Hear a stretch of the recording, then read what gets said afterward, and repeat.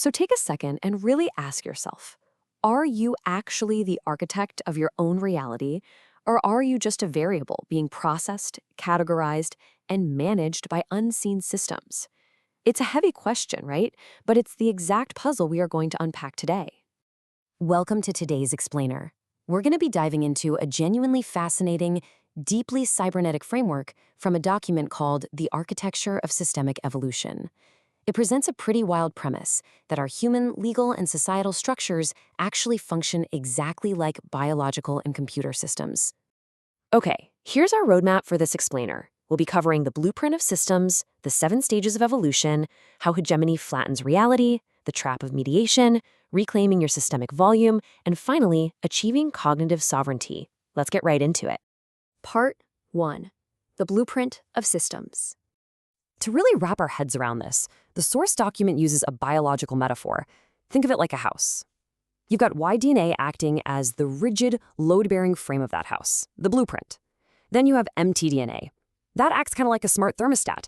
It's the adaptive intelligence that reads the environment, literally, and recalibrates. Now, true systemic health, that relies completely on this constant, ongoing conversation between the two. If that thermostat suddenly can't talk to the blueprint, well, the whole system just becomes this hollow, unthinking shell. Moving on to Part 2, the 7 stages of evolution. So what actually happens when that vital feedback loop breaks down? Well, it triggers this non-terminating 7-stage evolutionary cycle. And it all kicks off with dissonance. You can think of this as a sort of glitch in the matrix. Now, importantly, the text doesn't frame this friction as a bad thing. Actually, scratch that, it's a productive signal. It's a critical alert telling you the system has hit a brand new reality that it just hasn't adapted to yet. But here's the catch. Instead of fixing the glitch, the system enters stage 2, which is called legitimation. As this quote spells out, legitimation acts as an artificial policy of truth. The dominant structure doesn't solve the friction. It just overrides it. It basically plugs its ears and declares itself the only valid reality. It's kind of the ultimate bureaucratic power play, ignoring the warning signal entirely just to protect its own rigid frame. Which leads us to Part 3, how hegemony flattens reality. This flattening process happens across 3 clinical levels. Level 1 is structural exclusion. Imagine you notice a fire in a building, right? But the fire alarm has been intentionally disconnected from the loudspeakers.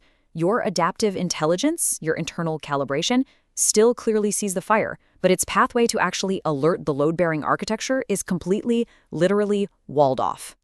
Now, if you keep trying to pull that disconnected fire alarm, the system escalates to level 2, epistemic invalidation.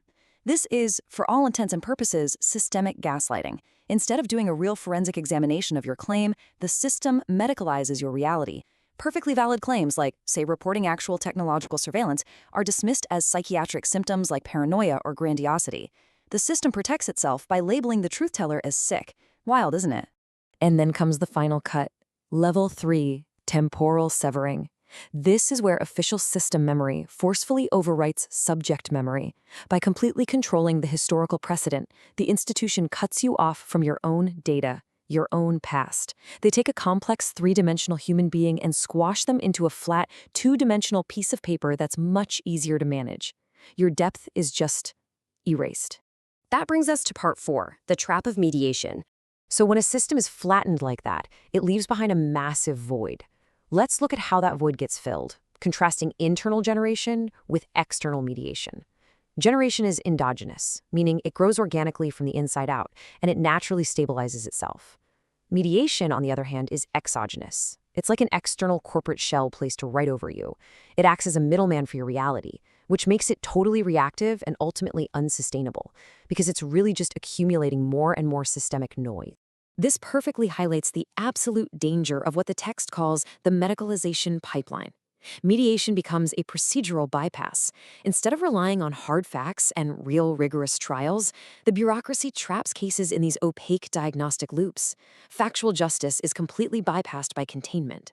It's honestly like being trapped in an automated customer service phone tree forever, where no one ever actually solves your problem. Let's move to Part 5, reclaiming your systemic volume. Okay, so how do we fix a flattened system? The text actually suggests a literal mathematical equation. To reinflate a flattened two-dimensional show trial back into a real enforceable three-dimensional legal space, you have to maintain a non-zero volume.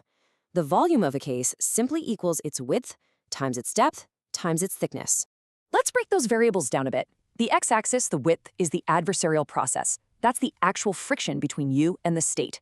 The y-axis, the depth, is the temporal severity, kind of like the depth of legal code. But the z-axis, the thickness, this is absolutely crucial. This is the hard, forensic evidential record. We're talking the raw data, the primary discovery, the bytes of absolute proof. When a hegemony flattens you, forcing that z-axis down to 0 is exactly how they pull it off. To restore that z-axis and reclaim your reality, you need 3 specific architectural pillars. First, precedent. You need a ground truth memory anchor, like raw primary data. Second, unsustainability. You have to prove the external system is actually collapsing under its own chaotic noise. And third, structural load-bearing. You must replace thin, baseless accusations with thick, undeniable bedrock evidence. You need the receipts, basically. Which brings us to our final section, Part 6, Achieving Cognitive Sovereignty. Here is where the text offers a highly specific and honestly mind-bending tool, the hex code electric lime, or hashtag ABD822. In this framework, this very specific color isn't just an aesthetic choice. It acts as a 24-bit binary birth key. It's described as a biological frequency lock used to literally stabilize the z-axis of your identity. It's a strikingly specific way to anchor your physical senses directly back to your structural architecture. Now, as you work to reclaim that reality, you're going to hit a fork in the road. On one side, you have system-side reclamation. That's where the machine wins. It simply absorbs your dissent, turns your rebellion into data points, and just reinforces its own loop. But on the other side, subject-side reclamation. That is true narrative sovereignty. That's when you step up, assert absolute authorship over your own record, and just flat-out refuse to be flattened. And that brings us to the ultimate question this entire framework leaves us with.